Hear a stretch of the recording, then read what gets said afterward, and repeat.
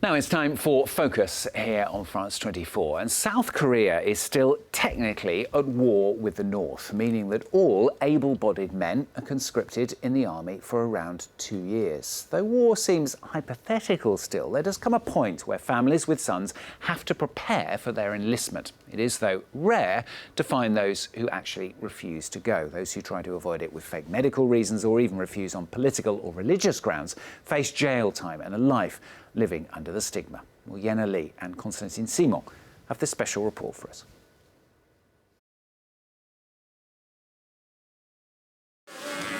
A rite of passage for all able-bodied men in South Korea. This 23-year-old will start his military service in a couple of days.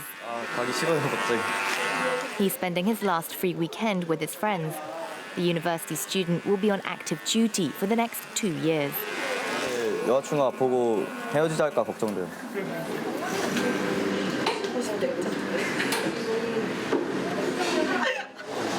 잘생겼어. Hair shaved, Seung-ho can enjoy his last days as a civilian before he dons on the uniform of a soldier.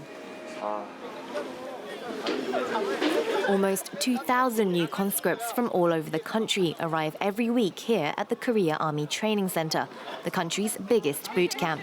Friends and families are here to support these young men in their first steps to becoming military personnel. 1, 2, 3! We meet again with Seung-ho, this time accompanied by his parents for his very first day.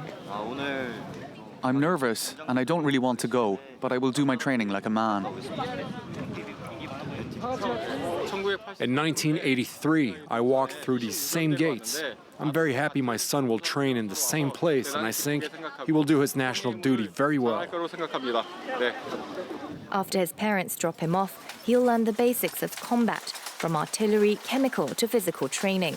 In just a few weeks, he'll transition from a civilian to a fully fledged soldier.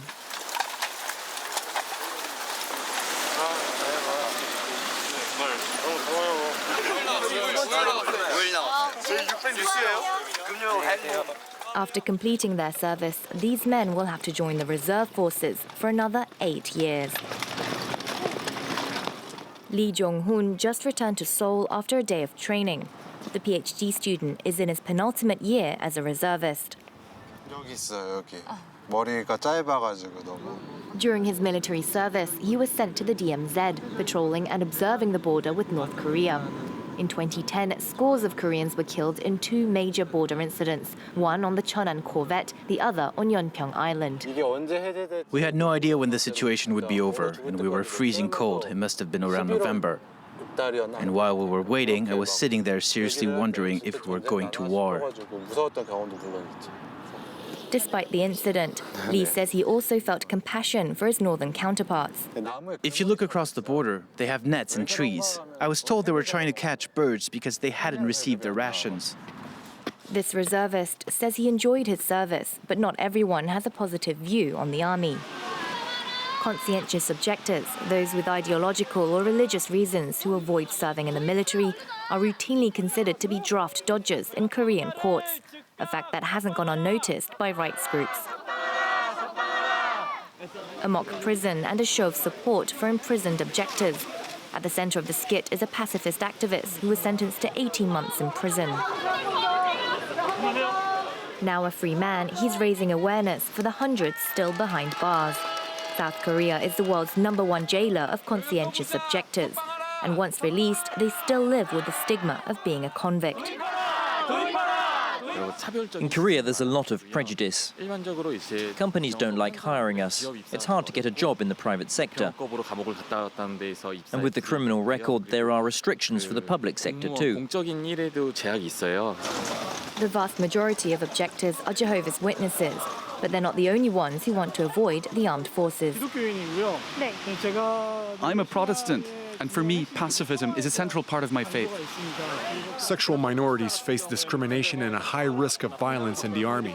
During my service, people said that I must have a problem in my head. By reforming military law, I hope this situation doesn't happen again to others. These protesters want an alternative civil service, an idea the current government is considering. I don't agree with it. In order to protect our country, even during peaceful times, our military needs to be ready. Here, kids as young as 7 can prepare for some combat action. BB guns, a life-size helicopter, and a decor to imitate urban warfare.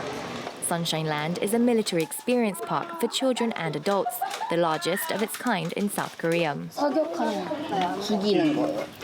Sunshine Land is located just minutes away from the real-life Army Training Center. The state provided half of the funding for this $9 million playground. The other half came from local municipalities in hopes to boost tourism. We created this military park to provide new activities for the 1.3 million people who come each year to our city to visit their sons. Despite the air of peace on the peninsula and proposed reforms to South Korea's mandatory military service, there are no plans to abolish conscription just yet. Yena Lee and Constantin reporting there for today's Focus.